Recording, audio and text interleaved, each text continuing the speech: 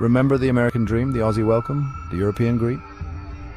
Something big is happening. It's like the come on in sign has been taken down. Now it feels more like stay out. Why? The welcome mat of the West was widely advertised, but many found it gone. A chilling wind is blowing across the USA, UK, Australia and Europe, turning the land of opportunity into the land of locked borders.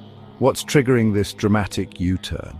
A perfect storm of economic hardship, security concerns, and how hard it is for different religions and cultural backgrounds to mix has made Western countries less welcoming to immigrants. The empty wallet effect. Now, countries are saying we need to help our own before anyone else. Suddenly, immigrants are viewed with a more critical eye. Are they taking jobs? Draining resources? Migrants, who are often seen as outsiders, become hated targets.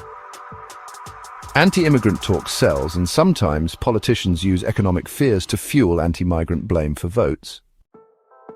Governments are holding on to their money tight, choosing only those migrants who can quickly boost the economy. That means the door is open only for economic boosts, slammed on those seeking safety. This means many people with real hopes for a new start are being left feeling alone and without a chance.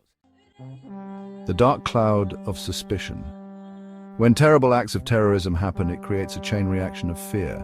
Sadly, this fear often lands hardest on Muslim communities worldwide. Suddenly, everyone from these backgrounds faces extra scrutiny as if they're all the same. This is a double blow for people from countries already suffering from violence and war, like Iran, Iraq and Palestine. Even Muslim-majority countries like Pakistan now find themselves facing this wave of suspicion and being pushed away after events like 9/11s. It's a deep unfairness that sticks around, even when leaders say they don't mean it. The toxic news cycle and how fear sells and humanity pays the price. Let's face it, bad news sells. When the media focuses on the negative stories about immigrants, it's like a poison spreading fear in our communities. This fear then pushes countries to build higher walls, but the real damage? It makes us see others as threats instead of people, and that's a huge loss for all of us. Chasing ratings with scary stories is costing us our humanity. When cultures clash, integration isn't always a smooth ride. Some immigrants try to push their rules on locals. For instance, some Muslim extremists in the West shame local women's clothing and push burqas. Also, some immigrants commit crimes, making people distrust all newcomers.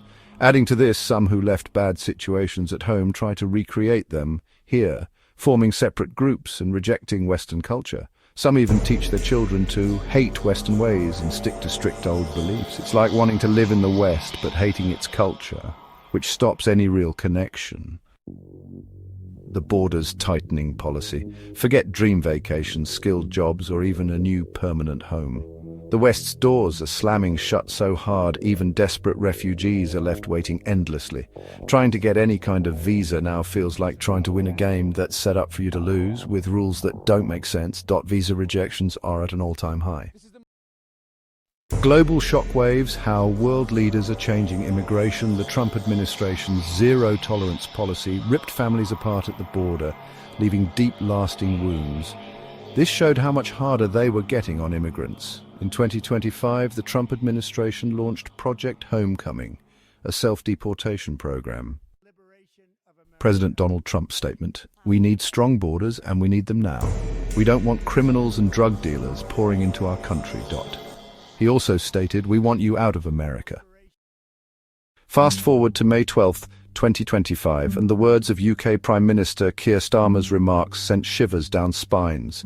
"We must ensure that our nation does not become an island of unknown people." This stark declaration signaled a definitive move towards tighter, more selective immigration.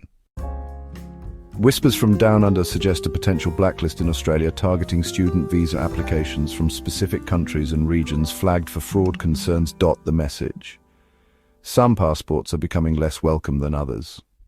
Australia Prime Minister Anthony Albanese in a recent press conference stated, "We will not tolerate those who seek to exploit our system." Even the usually harmonious Singapore felt the need for a firm reminder. In March 2025, Prime Minister Singapore Lawrence Wong warned against religious voting. emphasizing that any attempts to fracture their diverse society would be met with the full force of the law. The uncomfortable truth, that shiny welcome to the West, it's looking pretty faded now. Economic anxieties, the rise of fear and Islamophobia, unfair hate and fear aimed at Muslims. This gets even louder because of what we see in the news. And honestly, sometimes leaders give speeches that don't exactly make things better. Let's be real, some immigrants also make it harder by not fitting in, even spreading hate against Western culture. And we can't ignore that some commit serious crimes, making things hostile for everyone. It's tough on both sides.